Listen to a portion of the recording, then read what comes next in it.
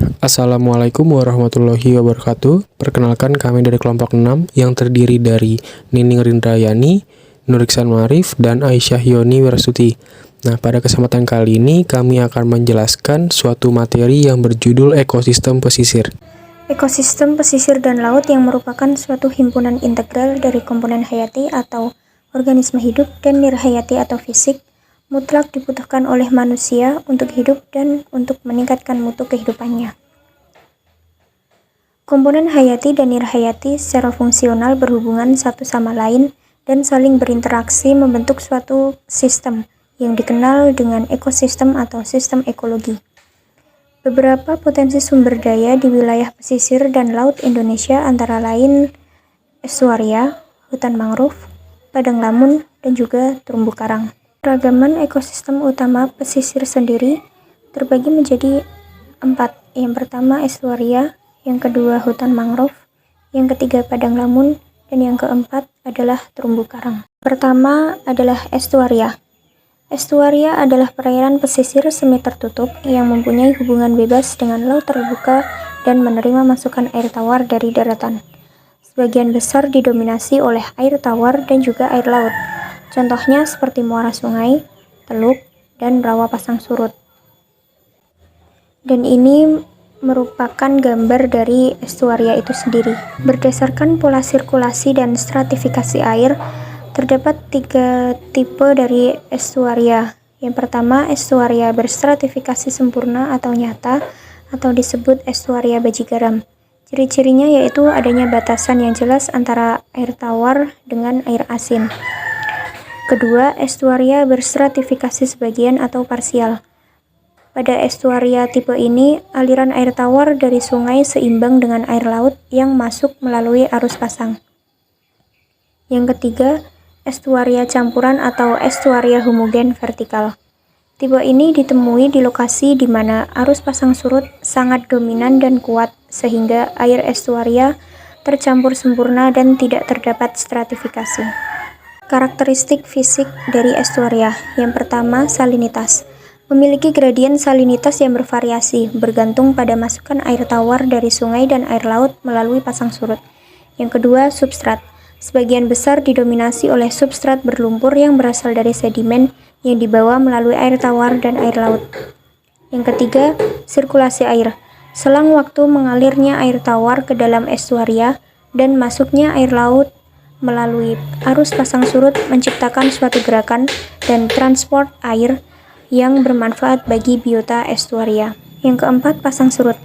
Arus pasang surut berperan penting sebagai pengangkut zat hara dan juga plankton, serta untuk mengencerkan dan menggelontorkan limbah yang sampai di estuaria. Dan yang terakhir, penyimpanan zat hara.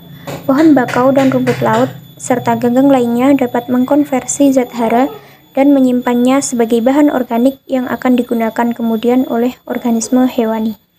Fungsi ekologis estuaria. Yang pertama, sebagai sumber zat hara dan bahan organik yang diangkut lewat sirkulasi pasang surut. Yang kedua, sebagai tempat untuk bereproduksi atau tempat bertumbuh besar, terutama bagi sejumlah spesies ikan dan udang.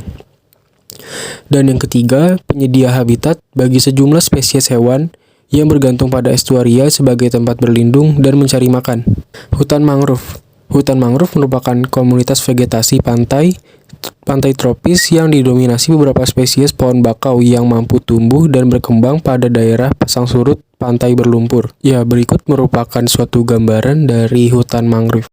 Fungsi ekologis hutan mangrove. Yang pertama, sebagai peredam gelombang dari angin badai. Yang kedua, sebagai pelindung pantai dari abrasi. Yang ketiga, sebagai penahan lumpur.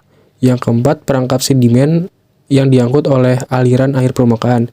Yang kedua, sebagai penghasil sejumlah besar detritus, terutama yang berasal dari daun dan dahan pohon bakau yang rontok.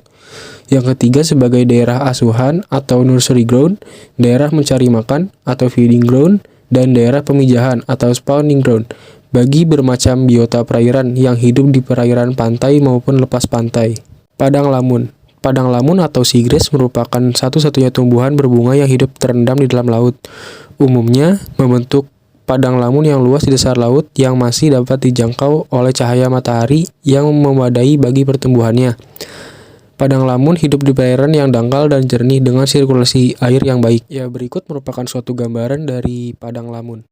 Fungsi dari padang lamun. Yang pertama sebagai produsen detritus dan zat hara, yang kedua itu mengikat sedimen dan menstabilkan substrat yang lunak dengan sistem perakaran yang padat dan saling menyilang. Yang ketiga sebagai tempat berlindung, mencari makan, tumbuh besar, dan memijah bagi beberapa jenis biota laut. Dan yang keempat sebagai tudung pelindung yang melindungi penghuni padang lamun dari sengatan matahari secara langsung. Terumbu karang. Pada dasarnya, terumbu terbentuk dari endapan-endapan masif kalsium karbonat yang dihasilkan oleh organisme karang pembentuk terumbu dari filum Cnidaria yang hidup bersimbiosis dengan Zooxanthellae dan sedikit tambahan dari algae berkapur. Karang pembentuk hidup berkoloni, tiap individu karang atau polip mangkuk kecil koralit. Tiap mangkuk koralit mempunyai beberapa septa yang tajam dan membentuk daun yang tumbuh keluar dari dasar kolit. Septa ini merupakan dasar penentuan spesies karang. Fungsi terumbu karang. Yang pertama yaitu sebagai pelindung pantai dari hempasan ombak dan arus kuat yang berasal dari laut.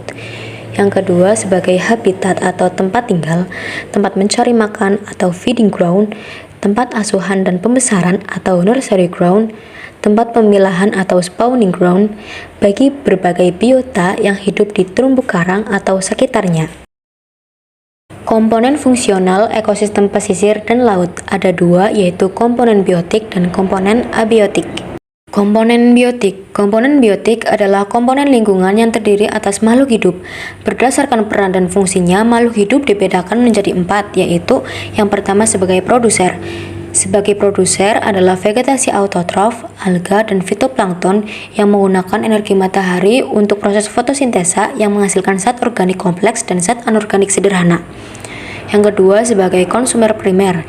Sebagai konsumer primer adalah hewan-hewan yang memakan produser atau herbivora, menghasilkan materi organik atau pertumbuhan reproduksi. Yang ketiga sebagai konsumer sekunder. Sebagai konsumer sekunder adalah karnivora, yaitu organisme yang memakan hewan. Yang keempat sebagai dekomposer.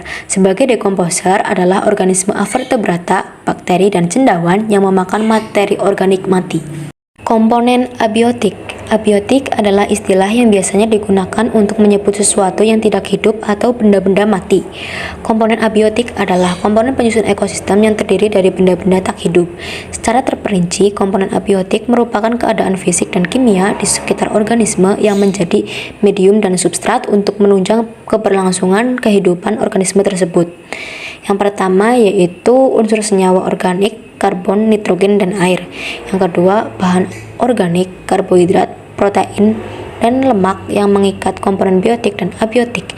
Yang ketiga, regim iklim, suhu, dan faktor fisik lain yang membatasi kondisi kehidupan.